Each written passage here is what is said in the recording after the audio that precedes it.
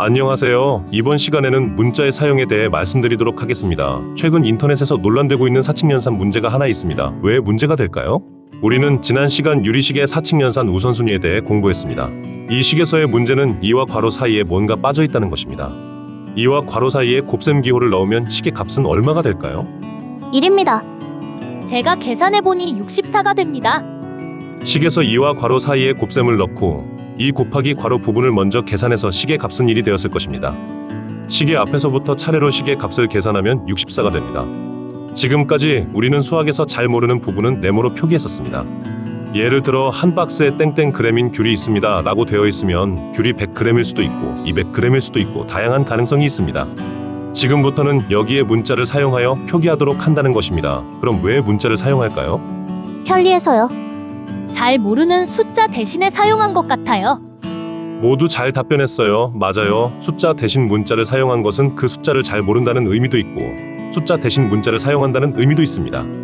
예를 들어 하나에 500원짜리 아이스크림 1개 구입하려면 500원이 필요합니다. 아이스크림 2개를 구입하는데 1000원이 필요합니다. 이렇게 필요한 돈이 얼마인지는 어떻게 구하나요?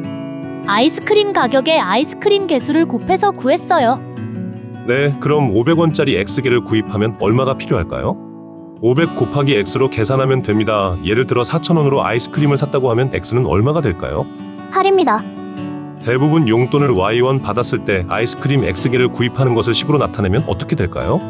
Y는 500원 곱하기 X개입니다. 선생님, 용돈을 전부 아이스크림을 사지 않을 때도 있어요. 맞아요. 그럼 X개를 구입하고 B원 남는다고 생각하면 됩니다. 이때 식은 Y는 500 곱하기 X 플러스 B로 표기할 수 있습니다.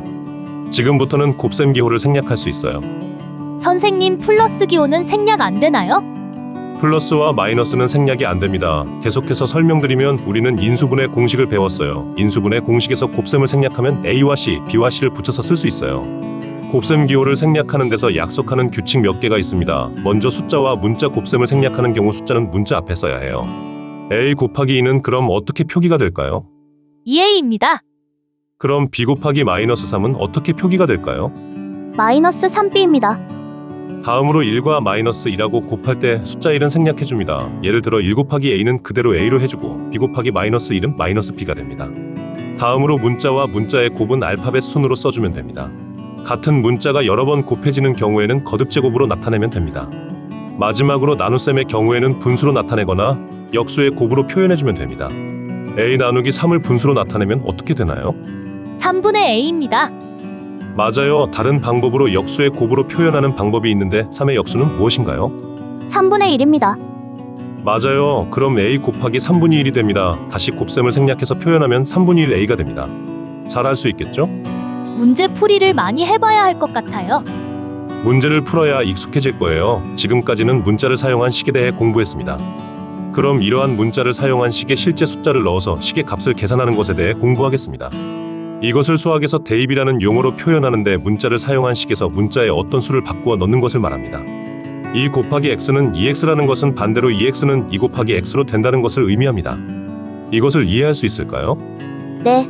숫자와 문자로 식이 표현된다면 그 사이에 곱셈을 넣을 수 있다는 의미잖아요. 아주 잘 이해했습니다. 숫자를 대입하는 문제에서 x의 값이 주어지는 경우 x 자리에 숫자를 그대로 넣으면 됩니다. 다만 숫자를 식에 그대로 넣으면 숫자 사이 연산이 어떤 연산이 있는지 모를 수 있어요. 따라서 곱셈이 생략하지 않은 식으로 수정해야 합니다.